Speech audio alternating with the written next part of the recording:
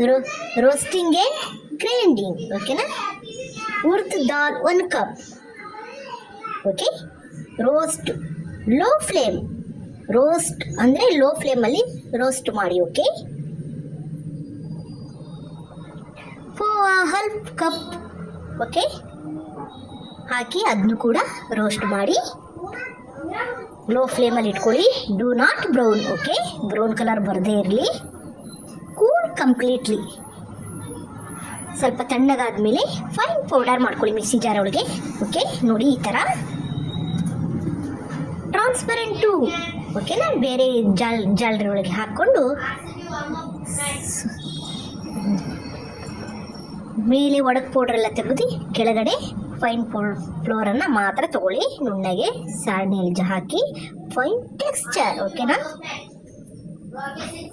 rice flour 2 cup fine okay salt 1 tablespoon baking soda ಸ್ವಲ್ಪ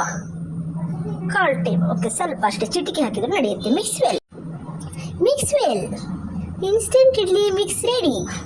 ಕವರಿಗೆ ಹಾಕಿ pack Ziploc ಬ್ಯಾಗಿಗೆ ಹಾಕಿ 2 ಮಂತ್ಸ್ ಹಾಗೆ ಇಟ್ಬಿಡಿ ಓಕೆನಾ ಡೇಟ್ ಬರೆದುಕೊಳ್ಳಿ ಪ್ಯಾಕೆಟಲ್ಲಿ ಡೇಟ್ ಬರ್ಕೊಂಡು ಹಾಗೆ ಇಟ್ಟುಬಿಡಿ ಓಕೆ ಈ ಥರ ಸ್ಪಾಂಜಿ ಇಡ್ಲಿ ಮಸ್ತಾಗಿರುತ್ತೆ ತಿನ್ನಲಿಕ್ಕೆ ನೋಡಿ ಇಡ್ಲಿ ಮಿಕ್ಸ್ 2 ಕಪ್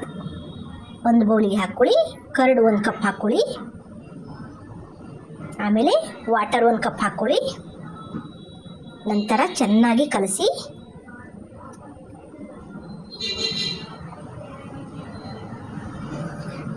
ಮತ್ತೆ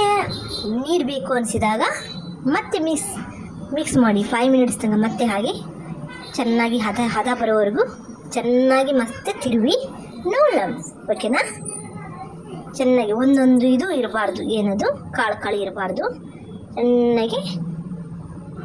ನಾವು ಇಡ್ಲಿ ಅದಕ್ಕೆ ಹೇಗೆ ಇದು ಮಾಡ್ಕೊಳ್ತೀವೋ ಅದೇ ಥರನೇ ಇರಬೇಕು ಇಡ್ಲಿ ಹಿಟ್ಟು ರೆಡಿ ಓಕೆ ನೋಡಿ ಇವಾಗ ಪ್ಲೇಟ್ಗಳಿಗೆ ಹಾಕ್ಕೊಳ್ಳಿ ಇಡ್ಲಿನ ಈ ಥರ ಹಾಕ್ಕೊಳ್ಳಿ ಪ್ಲೇಟ್ಗಳಿಗೆ ನಂತರ